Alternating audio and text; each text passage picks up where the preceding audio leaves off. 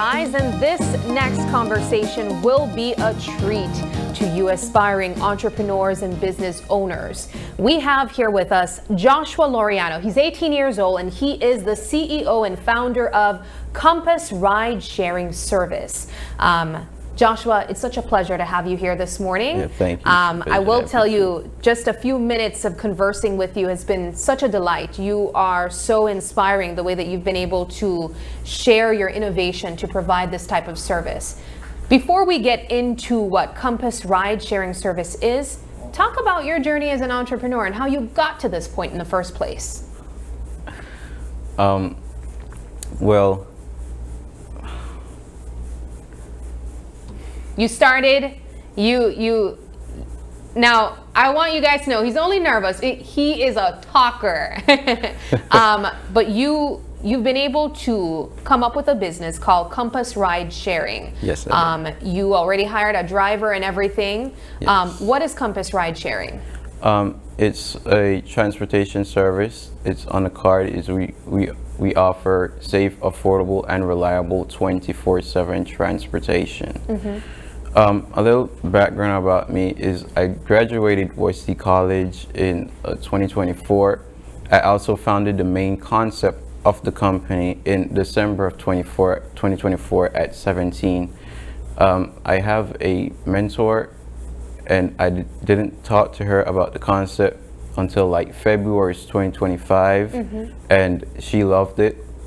The only thing I had to change was the name, because it was first called Carib Go, and then it was called Quick Stop. But the mission and the vision statement, she loved it. Yeah. So I just had to change the name. So she gave me a bunch of different names that I had to choose from, mm-hmm. and Compass came up, and I liked Compass, and the reason why I like Compass is because, like, what's the purpose of a compass? Yeah. The purpose of a compass is to get you from point A to point B. Mm-hmm. And I decided to use that name under economic problem solving businesses. So I will use that name under any economic problem solving businesses. So this branch of Compass is a Compass ride sharing service. So I already said what we do, and so ride sharing, is it kind of like what we know in the United States would be like an Uber? I guess you can say something similar to that. Okay. Similar, but so explain to us so we can understand what exactly this service is, and the concept of ride sharing, what that is. Okay. So I'm nervous. You're good. I'm nervous. So Compass Ride Sharing, you've been able to put together this concept since last year. You said you have a mentor, yeah. Who also guided you through the process. You even kind of changed some of the names, but that's beside the point, as long as the main focus and the main idea remained in place. So like taxi service, it's mm-hmm. only available during the day, mm-hmm. and people also places that they want to go at night as well. Mm-hmm. So I've developed a system whereby people ride sharing can also be available at night, hence the reason why it's 24/7. And for like drivers and riders, because the company doesn't own any vehicles, so what we do is that we hire drivers. But when we're hiring, it's not something that's just signing up.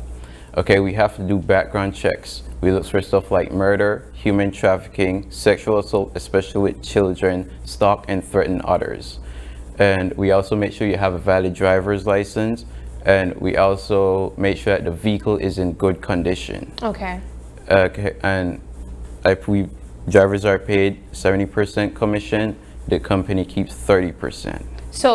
So essentially, when you book a ride through Compass Ride Sharing Service, one, you're able to have a guarantee ride to get home during the nighttime, where sometimes these taxi drivers wouldn't be available, and two, safety. And that's a big concern for a lot of people, especially women.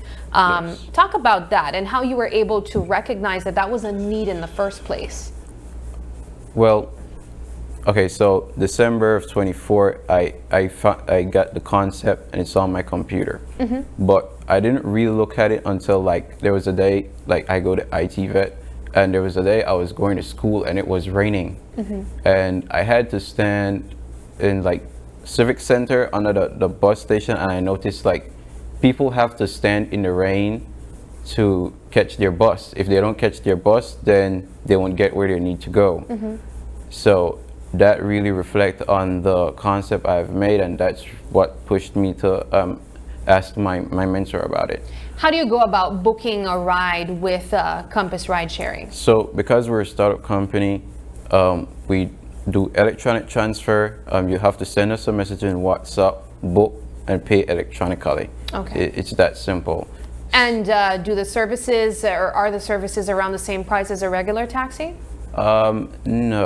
No, it's not, because we have to set a price that's not only affordable for riders, but when the company and the driver do their 70-30 split, like the numbers are like matched, I would say.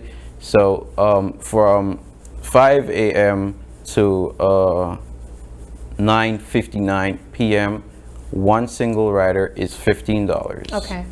And from 10 p.m. all the way to 4 a.m., a single ride is $20, and that's for a single rider.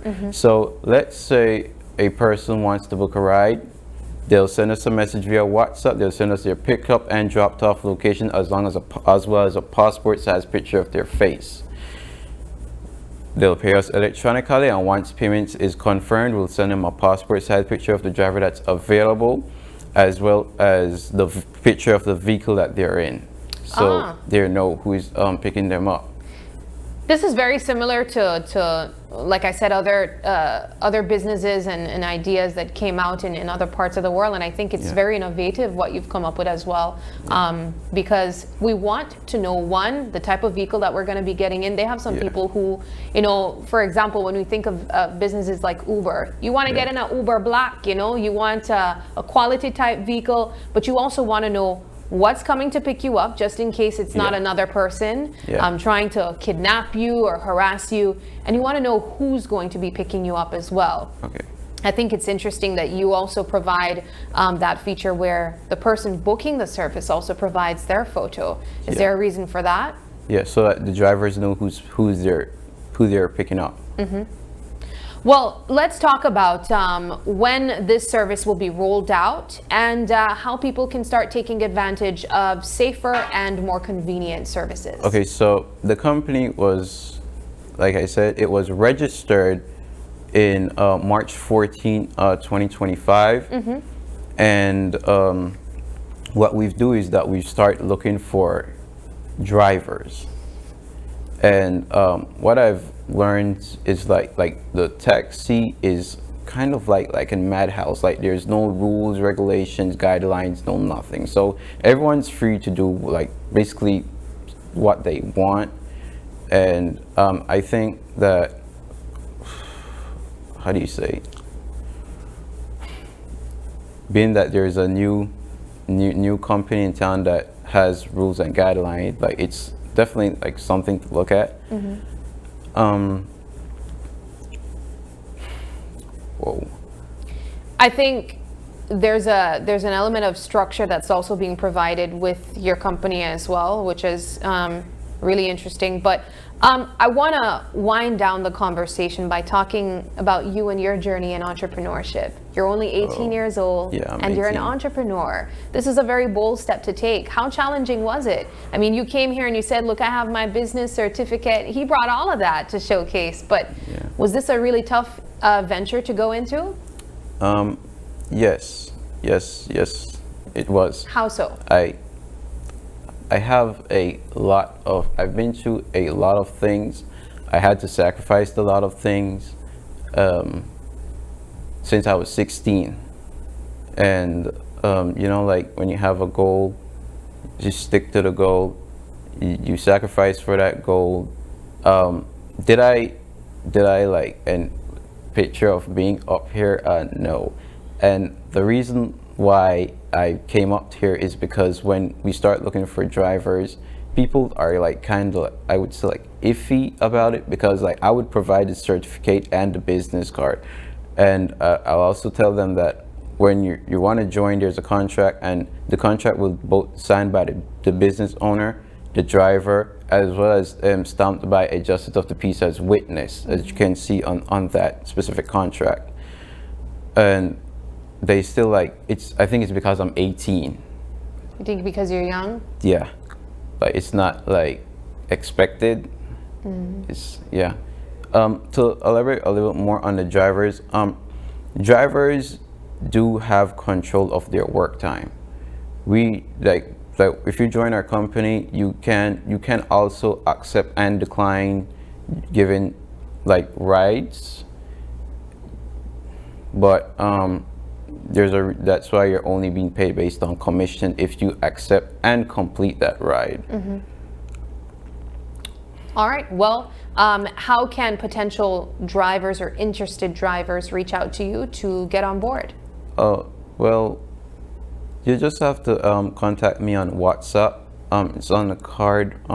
My WhatsApp number is 620-2379. That's the company's number. And if you're like qualified, you'll have to bring, a passport size picture of you, a passport size picture of the vehicle, a copy of your police record, a copy of your driver's license, and a copy of your social security card. All of that would be stapled to the document. It'll also be stamped by the justice of the peace saying it's the official copy, because that's what we did with our very first driver. And yeah. All right. So you have a driver already? Yes, we do. And we're actually working on getting more, because like I said, we're not in charge of any damage that pertains to the vehicle. So if your vehicle is down, well, you're still a driver. It's just that you're basically like unavailable. And our job is to find drivers for our clients, our riders. That's what we do. All right. So you have a driver already, so I imagine persons can already start booking services through Compass Ride Sharing. Yes. If they would like to book a ride starting during the daytime as well as nighttime, they can contact through the same number that you provided, 620-2379. On WhatsApp, yes. On WhatsApp. Yeah.